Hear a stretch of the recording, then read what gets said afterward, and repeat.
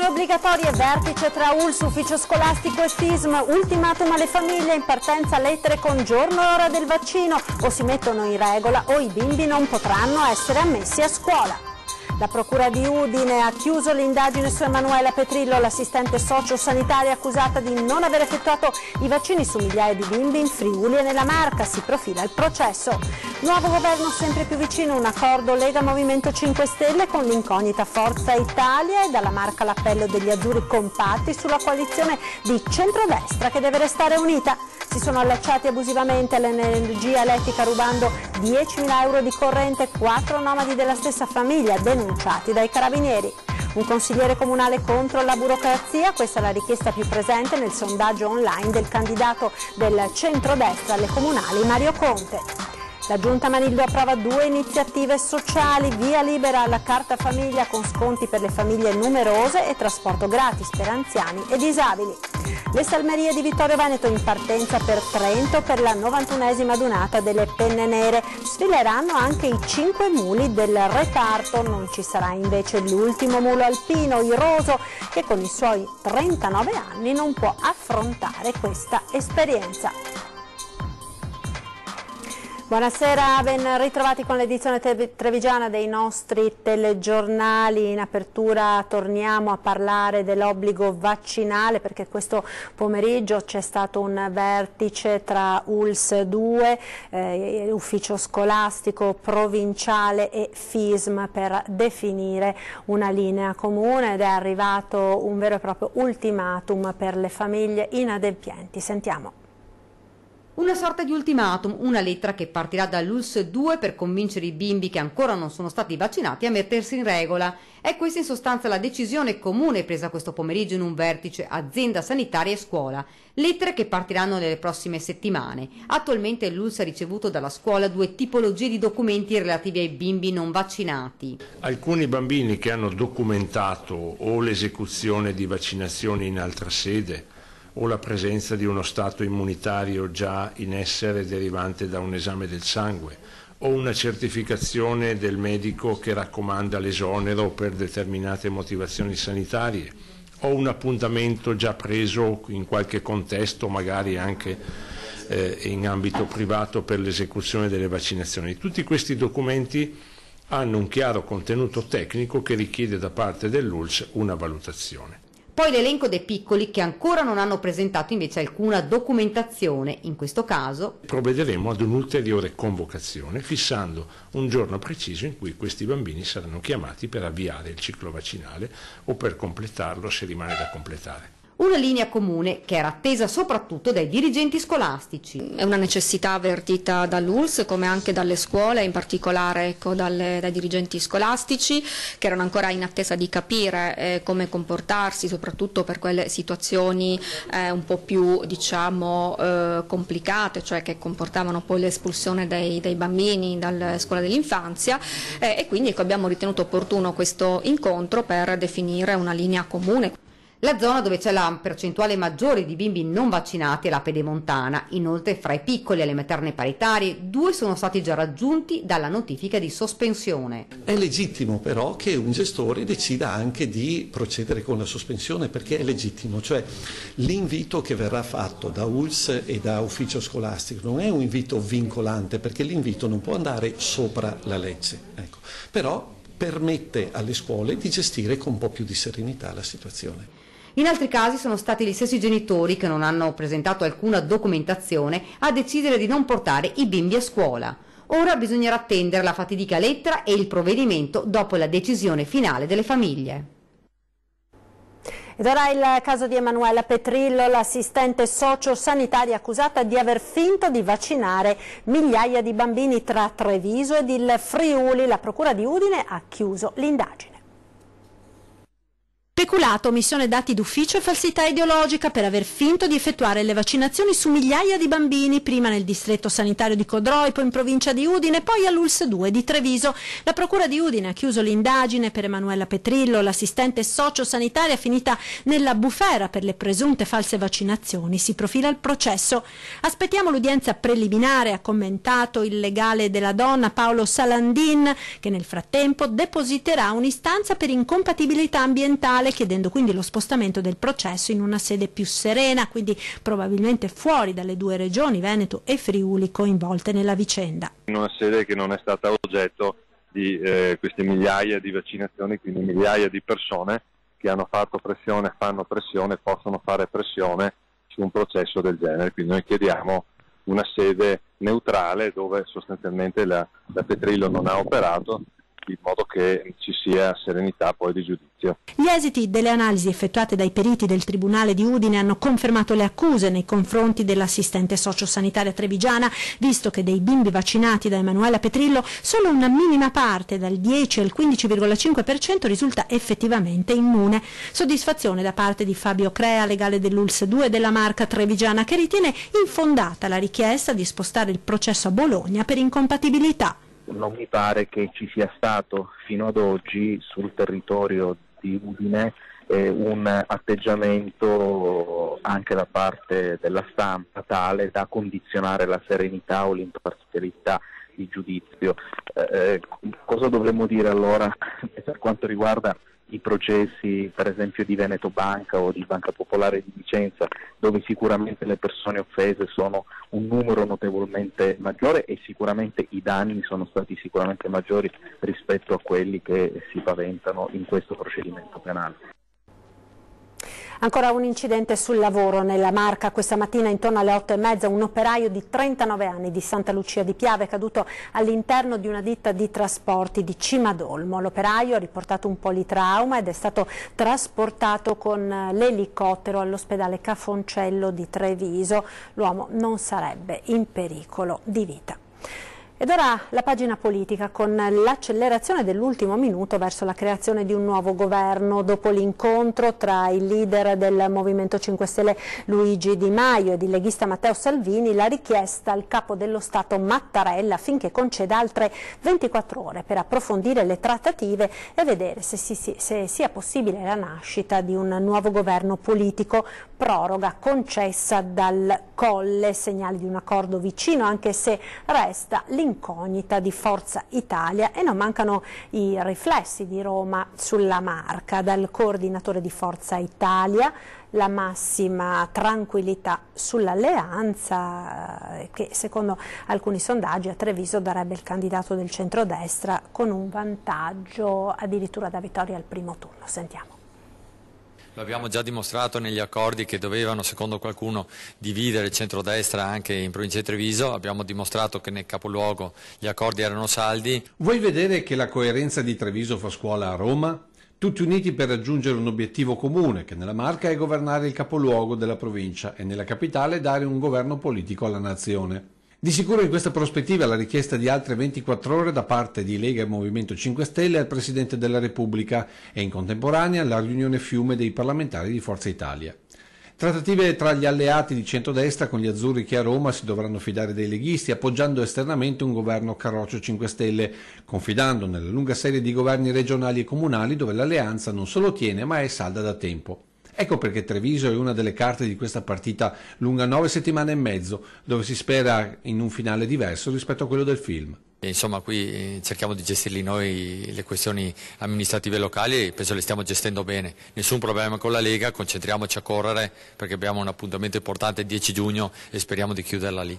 Perché forse anche grazie agli ultimi sondaggi in mano al coordinatore la situazione trevigiana sarebbe profondamente cambiata rispetto al passato. Sicuramente secondo me abbiamo oggi la grande opportunità di giocarci una buona fetta il 10 giugno, anche perché l'elettorato ha bisogno di avere un messaggio chiaro e penso che Treviso abbia bisogno di cambiare. Sondaggi che comunque darebbero l'elettorato entro le mura favorevole ad un Manildo bis, mentre le periferie ampiamente recuperate dalla Lega rispetto al 2013. Stiamo cercando assolutamente di correre pancia a terra anche a Treviso città, ma dobbiamo ricordare che all'interno del muro abitano 6.000 abitanti sugli 80 totali, per cui fosse quello che ha detto già numericamente sarebbe buono, ma noi puntiamo a raccogliere tutto l'elettorato, anche quello del centro. E dal candidato del centrodestra Mario Conte una nuova iniziativa per i trevigiani, un consigliere comunale con una delega sicuramente originale. Sentiamo. Diciamo alla Veneta, uno che ti dà una mano, insomma. Uno che ti dà una mano, in questo periodo ne abbiamo davvero bisogno, perché purtroppo la burocrazia è uno dei problemi emersi in questo sondaggio. Qualcuno esperto che dia una mano nei rapporti tra cittadino ed istituzioni. È la richiesta principale emersa dal sondaggio voluto da Mario Conte per completare il programma elettorale. È emersa questa grande necessità da parte dei cittadini di avere una figura che fa da tramite tra tutti gli enti, tra il comune, tra la regione e anche la provincia. E quindi noi andremo a incaricare un consigliere con una delega speciale appunto di assistere i cittadini nello sviluppo, nel completamento delle loro pratiche. Un sondaggio, quello concluso oggi, davvero da grandi numeri. Oltre ad aver raggiunto più di 80.000 persone, per la precisione 81.000 e quasi 82.000, quindi è un segno evidente che il nostro progetto è molto attrattivo, abbiamo centinaia e centinaia di contributi da parte dei cittadini, quindi questa è la vera partecipazione dei cittadini e sono tutti contributi che sono stati già inseriti nel nostro programma elettorale. Dai marciapiedi alla pulizia delle strade, dalla sicurezza ad appunto un aiuto alla lotta quotidiana con la burocrazia delle raccomandate. E non sarà un assessorato, ma un incarico affidato direttamente ad uno dei consiglieri eletti alle comunali del mese prossimo. Questa figura sarà a disposizione di tutti i cittadini, sia da un punto di vista sociale, per chiedere dei contributi, per chiedere degli esoneri, eccetera, piuttosto che anche pratiche edilizie nell'assistere i professionisti che se ne occupano. Sarà una figura chiave all'interno della nostra amministrazione perché appunto la burocrazia non sia più un problema dei nostri cittadini. E la Giunta Comunale di Treviso ha approvato un progetto di sostegno alle famiglie numerose ed uno per andare incontro a chi, come anziani e disabili, ha bisogno di essere accompagnato per esempio all'ospedale. Sentiamo. Arriva a Treviso la Carta Famiglia, uno strumento sociale rivolto alle famiglie numerose per aiutarle ad affrontare le spese legate all'acquisto di beni o servizi grazie ad una tessera della durata biennale riservata ai residenti nel territorio comunale. Viene messo a disposizione di quelle famiglie con un reddito, un ISEE fino a 30.000 euro, con dei figli a carico, che possono usufruire, rivolgendosi ad alcuni negozi che aderiscono a questa iniziativa, di una scontistica sui più diversi prodotti. La percentuale di sconto parte da un minimo del 5% e sarà a discrezione degli esercizi commerciali che aderiscono all'iniziativa. Il via a settembre con l'inizio delle scuole di molti acquisti che le famiglie devono affrontare per i figli. I negozi che aderiscono saranno riconoscibili dal bollo Amico della famiglia fisso in vetrina. Tra 2 settimane invece partirà per i quartieri di Sant'Antonino e la Chiesa Votiva il progetto Stacco, rivolto ad anziani, disabili o persone prive di rete familiare di sostegno. Spesso sono costrette a rivolgersi ad amici o a persone generose che li possano accompagnare ai luoghi di cura, agli ospedali, a fare le visite, a fare le analisi. Il progetto Stacco, realizzato insieme con il Centro per il Volontariato, offre la possibilità a queste persone di usufruire di un servizio gratuito di trasporto. Il servizio gratuito viene attivato mediante la prenotazione al numero verde gratuito 800 655 090, attivo dal lunedì al venerdì dalle 9 alle 17. E nella campagna elettorale si inserisce anche il gruppo Alcuni con una richiesta ben precisa al prossimo sindaco della città. Sentiamo. A tutti i candidati sindaci noi abbiamo proposto un assessorato, meglio ancora un sindaco dedicato all'infanzia. Il raggio della campagna elettorale si allarga ai più piccoli e a lanciare l'appello ai candidati sindaco sono gli Alcuni che, presentando le attività estive del gruppo, lanciano la sfida al prossimo sindaco della città, capitale della Carta dei diritti dell'infanzia, della biblioteca dei ragazzi, degli spazi dedicati ai più piccoli. Se è vero che i bambini sono il nostro futuro, ribadiscono con la consueta simpatia gli Alcuni, noi adulti dobbiamo essere il loro presente, quindi bisogna fare di più. Ecco dunque la proposta di un assessorato all'infanzia che dovrebbe fungere da raccordo tra il mondo dei grandi e quello dei bambini e dei ragazzi, con un occhio particolare soprattutto per adolescenti e preadolescenti. Noi quando parliamo di assessorato all'infanzia intendiamo da 0 a 15 anni abbondanti. Non pensate a un assessorato ai bambini, guardate che non abbiamo detto bambini. Non mai detto il sindaco ai bambini. Questo è bello, importante se c'è, ma no, noi vogliamo davvero. Facciamo così, Francesco, potremmo cambiare dicendo assessorato alle giovani generazioni. Siete d'accordo? Sì, votate. Coinvolgetevi. Votate chi? Chi volete?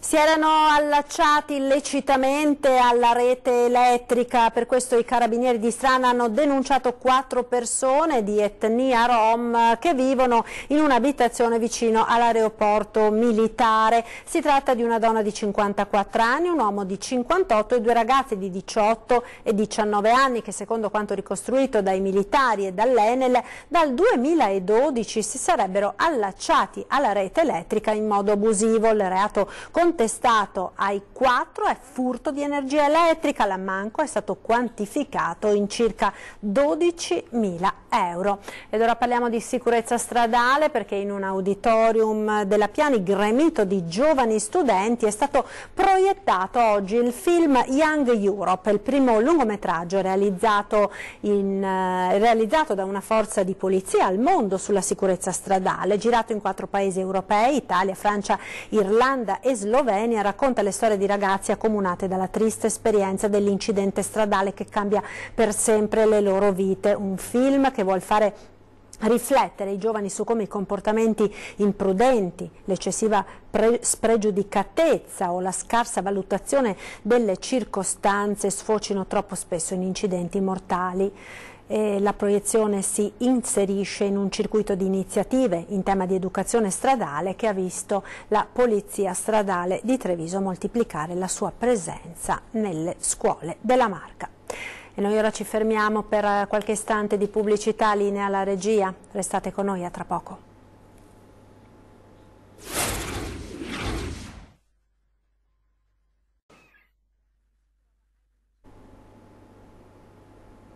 Rieccoci in studio con l'edizione trevigiana dei nostri telegiornali. Ancora una notizia di cronaca: operazione Giorgione dei carabinieri di Sacile che hanno arrestato a Conegliano, all'interno di un centro commerciale, un albanese di 32 anni senza fissa dimora, pluripregiudicato per reati contro il patrimonio e la normativa sul soggiorno degli stranieri. L'uomo è accusato di essere responsabile, pensate, di una quarantina di furti in abitazione tra le province di Pordenone, Treviso, Venezia e Mantova. Tutti furti compiuti nell'arco di tempo di 14 giorni. I carabinieri sono risaliti al suo nascondiglio, una scuola dismessa a San Vendemiano, dove è stata rinvenuta gran parte della rifurtiva sottratta e già restituita ai legittimi proprietari. Torniamo ora a parlare della dunata degli alpini a Trento. Le salmerie di Vittorio Veneto sono in partenza, sfileranno anche i 5 muli del reparto, ma con loro non ci sarà lo storico mulo Iroso. Sentiamo. A Trento, alla dunata delle Penne Nere numero 91, non potrà mancare il reparto salmerie di Vittorio Veneto con i suoi muli. La macchina organizzativa è già in moto. Domani alle 7 la partenza dei primi 7 uomini. I primi cominceranno già a partire alle 8 domani mattina verso Trento, perché allestiranno lì i recinti per i muli e gli attendamenti, e quindi tutto serve per la logistica. Mentre i muli insieme con gli altri partiranno invece nella mattinata di venerdì. 5 muli che arriveranno a Trento, gli stessi che sfilarono l'anno scorso a Treviso. Mancherà la grande star della dunata del Piave 2017, l'ultimo mulo alpino, Iroso. Ovviamente non ci sarà il buon Iroso, perché l'età anagrafica è quella che è, ha 39 anni, e portarlo a Treviso è già stato per noi un bel successo. Però fargli fare questa strada fino a Trento per lui è troppo pesante. Probabilmente grandi e piccini potranno vedere ancora una volta il vecchio Iroso a giugno in occasione del raduno Triveneto a Vittorio Veneto, ma solo se le condizioni meteorologiche lo permetteranno e se arriverà il nulla osta del veterinario.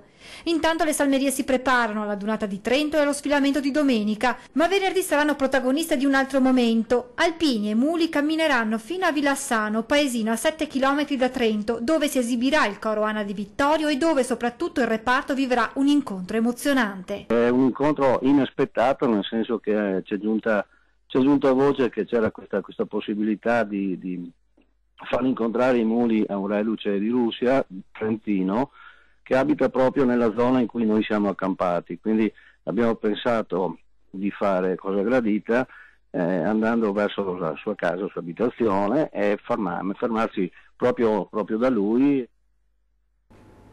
E dagli alpini ai fanti, con il 34esimo raduno nazionale in programma a Vittorio Veneto dal 23 al 27 maggio. Fanti, una bandiera, una patria. Un raduno diverso da tutti gli altri, quello dei Fanti, in programma dal 23 al 27 maggio a Vittorio Veneto. 5 giorni dove le emozioni guideranno le celebrazioni in un susseguirsi di simboli a ricordo della Prima Guerra Mondiale e di chi in quel conflitto ha perso la vita. È a loro che sarà dedicata questa adunata del centenario dalla fine della Grande Guerra. Una ricerca realizzata dal Centro Studi Pieri ha permesso di raccogliere i nomi di tutti i caduti italiani suddivisi per regione, arma e brigata. Ci saranno anche loro alla sfilata di domenica tra le vie di Vittorio Veneto. Sono giunti a Vittorio Veneto da vivi, noi li condurremo da caduti. È a loro che va l'onore e il ricordo, soprattutto nella conclusione dei 100 anni del termine della Grande Guerra. 116 le brigate che sfileranno, ognuna con il proprio striscione, perché a differenza di altri raduni i Fanti non cammineranno dietro all'insegna della propria regione ma a quella della propria brigata d'appartenenza, e così vi saranno rappresentanti del corpo provenienti da nord, centro e sud Italia, uno fianco all'altro. Lungo quei 650 km di trincee lì si è costruita l'identità nazionale. Fianco a fianco, nord, centro, sud, questi nostri soldati, giovani, volenti o nolenti, dovevano balzare fuori e andare all'assalto, alla baionetta, magari per il conquista di un cocuzzo, di qualche sasso, lasciando la vita lungo questo percorso. Hanno combattuto fianco a fianco, nord, centro, sud. Lì si è costruita l'Italia e questo lo vogliamo rappresentare nel quarto settore, dove fianco a fianco i nostri soci, patronesse, Fanti, patronesse e amici, sfileranno assieme. Altro momento emozionante, la camminata sulle orme degli eroi. Per 3 giorni, da Cima a Grappa, un gruppo di Fanti percorrerà 70 km lungo il Piave, nei luoghi della Grande Guerra. Da 20 anni sta girando il mondo in sella alla sua bicicletta. Oggi un 80enne russo ha fatto tappa a Castelfranco, dove ha incontrato l'amministrazione comunale. Vediamo. È un esempio che di quando c'è la volontà non ci sono sfide impossibili. Con queste parole stamane il sindaco di Castelfranco, Stefano Marcone, ha salutato Janus River, il ciclista russo 80enne che da 20 anni gira il mondo in sella alla sua bicicletta. Idea la sua nata nel 99, quando decise di girare i vari continenti, ma nel modo che nessuno aveva ancora fatto, ovvero in sella alla bici. Da allora River ha percorso oltre 300.000 chilometri, attraversando 152 paesi del mondo con l'obiettivo di raggiungere Pechino nel 2028. Ora sta attraversando l'Italia, questa mattina la tappa nella città del Giorgione e i saluti del primo cittadino. È venuto a trovarci a Castelfranco Veneto e la qualcosa ci fa molto ma molto piacere. Cercheremo di veicolare la tua impresa, Giano, sì, perché abbiamo bisogno, anche i giovani hanno bisogno di capire. L'anno prossimo Janus River salirà a bordo di una nave che lo porterà in Venezuela, Sud America e da lì partenza per l'Australia per poi chiudere in Cina. È la persona più anziana al mondo a compiere questa impresa, parla bene una ventina di lingue e nonostante i tanti chilometri percorsi non ha mai forato. Complimenti ancora, grazie signor Sindaco, grazie. A te grazie. E buon viaggio. Sì, non c'è problema, okay. Sono in buone mani adesso. E siamo al termine di questa edizione, subito dopo torna come sempre 20:10, titolo della puntata di questa sera: gli imprenditori non aspettano. Ospiti l'imprenditore Luigi Susin e Nicola Mazzonetto, direttore di Conf Servizi Veneto. Appuntamento quindi alle 20:10. Ed è proprio tutto per questa edizione. In chiusura come sempre uno sguardo alle previsioni del tempo con il nostro meteo. Arrivederci.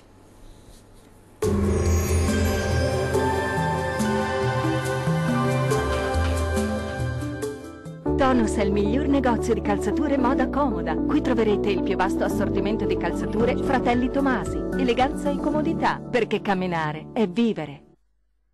Ben ritrovati al meteo. Tempo inizialmente buono, poi qualche disturbo sulle nostre regioni. Vediamo il dettaglio.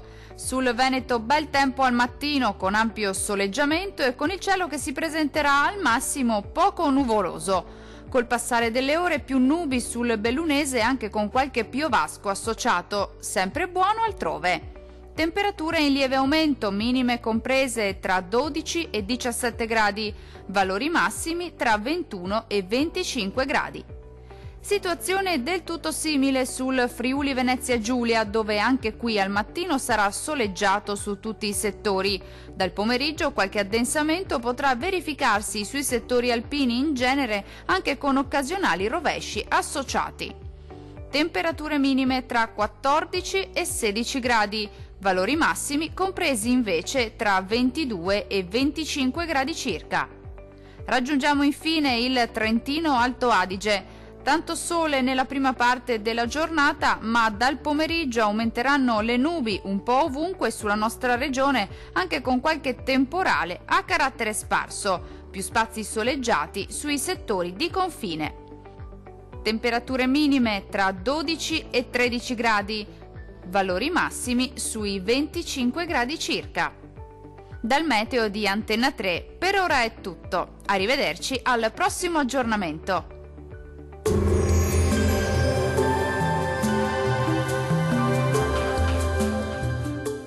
Tonus è il miglior negozio di calzature moda comoda. Qui troverete il più vasto assortimento di calzature Fratelli Tomasi. Eleganza e comodità, perché camminare è vivere.